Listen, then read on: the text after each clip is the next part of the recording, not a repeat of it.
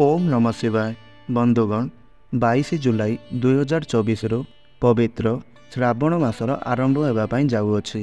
पूरा 19 वर्ष पर एही थर पड़ुअछि एक अद्भुत श्रावण मास। एही वर्षर श्रावण मास पूरा 59 दिन पर्यंत रहिबो। हिंदू धर्म रे एही थरर श्रावण मास को अत्यंत खास एवं पवित्र माना जाउछि। एही श्रावण मासर आरंभरू ग्रह मानकर गोचर स्थिति रे किछि बहुत बड़ परिवर्तन हेबापाई जाउअछि। एही श्रावण मासरे किछि राशिर व्यक्ति विशेष मानक उपरे भगवान महादेवंकर विशेष कृपा दृष्टि रहिबाकु जाउअछि। एही श्रावण मासरे 6 गोटी राशि एपरि रहिचंती जेउ मानकर जीवन रे अद्भुत परिवर्तन आपण देखिबा पाई पाइबे। एमानंकर जीवन रे किछि चमत्कारी परिवर्तन हेबापाई जाउअछि। एमानंकर जीवन बदलिबाकु जाउअछि। जहाँ भी किछि दुख जहाँ भी किछि समस्या आपणकर चालुतिला ताहा सबु आपणकर दूर होइजिवो। प्रभु भोलानाथंकर आशीर्वादरु आपणकर समस्त मनस्कामना पूर्ण हेबो। प्रभु भोलानाथ एवं माँ लक्ष्मींकर कृपारु सेमानंक उपरे धनर वर्षा हेबाकु जाउअछि। एही राशि मानंकर अटकी रहितिबा कार्य संपूर्ण हेबाकु जाउअछि एवं एहा सहित नूतन कार्यगुड़िक मध्य एमाने आरंभ करिवे एवं सेथिरे सफलता मध्य लाभ करिवे। जेउ व्यक्ति माने चाकरी करुछंती सेमाने पदोन्नति हासिल करिवे।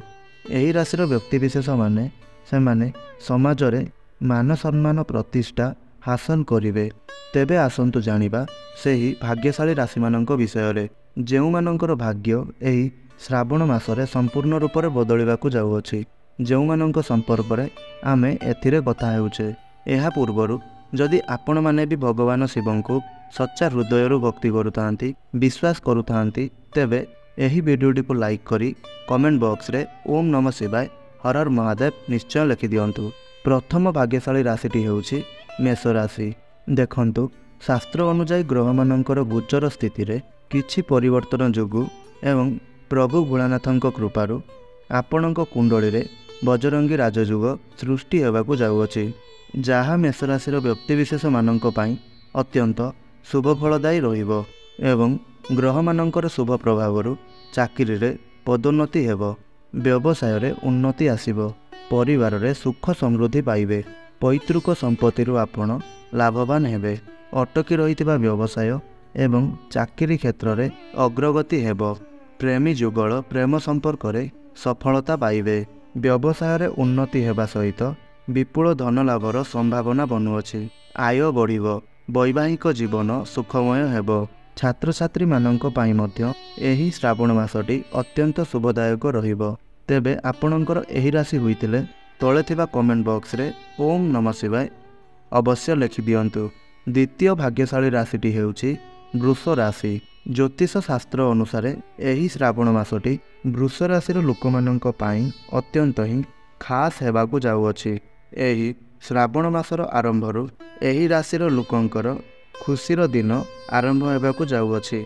एमानंकर आर्थिक स्थिति मजबूत हेबा सहित दारिद्रता आपणकर पाख माडिब नाही। कठिन परिश्रमर संपूर्ण फल आपण पाई परिबे। एहा व्यतीत एही श्रावण मासरे आपणकर भाग्य मध्य आपणकर साथ देव। आपणकु अनेक चैलेंजर सामना करबाकू पड़ी पारे किंतु आपण टंका संचय करिबारे सफल हेबे। छात्र छात्री मानक पई एही श्रावण मासटी वृष राशिर व्यक्ति मानक पई बहुत ही भल रहुअछि। बेपारी हुअन्तु चाकरी रे थांतु किंबा आपण जेकोनोसी भी कार्य रे थांतु ना काहींकि आपणकु एही श्रावण मासरे अनेक सफलता देखिबाकू मिलिबो। आकस्मिक धन लाभर जुग मध्य बनुअछि। आपणकर एही राशि होइतिले तळे थिबा कमेंट बॉक्स रे हर हर महादेव अवश्य लिखि दियंतु। तृतीय भाग्यशाली राशिटी हेउछि तुला राशि। तुला राशि हेउछि शनिदेवंकर प्रिय राशि एवं शनिदेव हेउछंती प्रभु भोलानाथंकर परम भक्त। पुरुणा विनियोगरु आपणकु अधिक लाभ मिलिबो। जदि कौनसी दिगरे आपण इन्वेस्ट करितिले सेथिरे आपणकु एबे अधिक लाभ देखिबाकू मिलिबो। चाकरी करुथुबा लोकमानंकर पदोन्नति हेबो। व्यवसायी माने अधिकरु अधिक लाभ उठाई पारिबे। दाम्पत्य जीवन सुखमय हेबो। पारिवारिक संपर्क रे मधुरता आसिबो। दूर स्थान को यात्रा करुथांती तेबे ताहा आपणक पई लाभकारी रहिब। व्यवसाय रे सफलता पाइबे। आर्थिक क्षेत्र में लगी रही समस्या मान दूर हेबो। आकस्मिक अर्थ लाभर जुग मध्य बनुअछि। छात्र छात्री हुअन्तु, चाकरी क्षेत्र हेउ, परिवार क्षेत्र हेउ, दाम्पत्य जीवन, व्यवसाय प्रतिटी क्षेत्र आपणक पई एही श्रावण मासटी आपणक पई अनेक शुभ परिणाम आनिकरी आसुअछि। आपणकर एही राशि होइतिले तळे थिबा कमेंट बॉक्स रे ओम नमः शिवाय अवश्य लिखि दियंतु। चतुर्थ भाग्यशाली राशिटी हेउछि कन्या राशि। कन्या राशिर स्वामी हेउछंती बुधदेव। तो आपणक राशि रे बुधंकर कृपा मध्य आपणक उपरे रहुअछि। आपणकु एही श्रावण मासरे आपणक क्यारियर रे अनेक सफलता आपण पाई परिबे। एहा व्यतीत व्यवसाय रे मध्य आर्थिक लाभ हेबो। मोट उपरे कहिबाकू गले एही श्रावण मासरे आपण चाकरी एवं व्यवसाय रे अनेक आर्थिक लाभ आपणकू देखिबाकू मिलिबो। गृह रे सुख समृद्धि मध्य पाइबे। प्रभु भोलानाथंकर कृपारु एही श्रावण मासर आरंभरु सुखर दिन आरंभ होइजिबो। आर्थिक स्थिति मजबूत हेबा सहित दारिद्र्यता आपणकर पाख माडिबो नाही। कठिन परिश्रमर संपूर्ण फल आपण पाई परिबे। सुख समृद्धि वृद्धि पाइब। दीर्घ दिनर लागि रहितिबा समस्या मानकर दूर हेबो।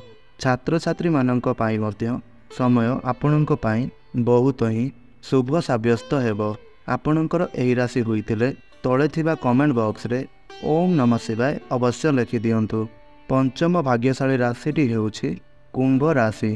कुंभ राशि पाई एही श्रावण मासटी एही राशिर व्यक्तिविशेष मानक पाई भाग्य उदयर मास हेबाकू जाउअछि। पूर्व अपेक्षा आर्थिक स्थिति आपणकर भल रहिबो। आपण मानकर पुराना समस्या जहाँ भी किछि चालुतला सबु शेष हेबो। प्रगतिर नुआ रास्ता खोलिबो। आपणक जीवन रे धन सुख समृद्धि आसिबो। आपणकर प्रेम जीवन भल रहिबो। अटकी रहितिबा टंका मिलिबो। चाकरी रे अग्रगति करिवे। एवं विशेष करी जेउ छात्र छात्री माने कॉम्पिटिटिव एग्जाम पाई प्रस्तुत हेउछंती तो सेमानंकु शुभ फल प्राप्ति हेबो। गजकेशरी राजयोग आपण मानकर जातकरे बनिबो। जहा फल रे आपणकर जीवन रे अनेक उन्नति आसिबो। आपणकर एही राशि होइतिले तळे थिबा कमेंट बॉक्स रे हर हर महादेव अवश्य लिखि दियंतु। शेष राशिटी हेउछि मीन राशि। तो एही श्रावण मासरे एही राशिर व्यक्ति एही श्रावण मासरे आपण जदि किछि नुआ व्यवसाय आरंभ करंती तेबे आपण व्यवसाय रे आशा अनुसार सफलता पाइबे। एही मासरे आपणकर व्यवसायी मानक पई विशेष मास होई रहिबो। एही मीन राशिर जिए केही भी जेउ व्यक्ति विशेष व्यवसाय नूतन पंथा नूतन कौनसी भी कार्य एही श्रावण मासरे आरंभ करंती सेथिरे आपण निश्चिंत ही सफलता पाई परिबे। एही राशिर लोकंकु समस्त क्षेत्र रे शुभ फल प्रदान हेबो। क्यारियर रे आपणकु अतुलनीय सफलता देखिबाकू मिलिबो। आय आपणकर वृद्धि पाइबो। विदेशरू चाकरीर ऑफर मिल पारे। परिवारर सुख समृद्धि वृद्धि पाइबो। पैतृक संपत्ति आपणकु लाभ मिलिबो। अटकी रहितिबा कोनोसी कार्य आपणकर हेबाकू लागिबो। चाकरी क्षेत्र रे आपण अग्रगति करिवे। दाम्पत्य जीवन मधुरतापूर्ण रहिबो।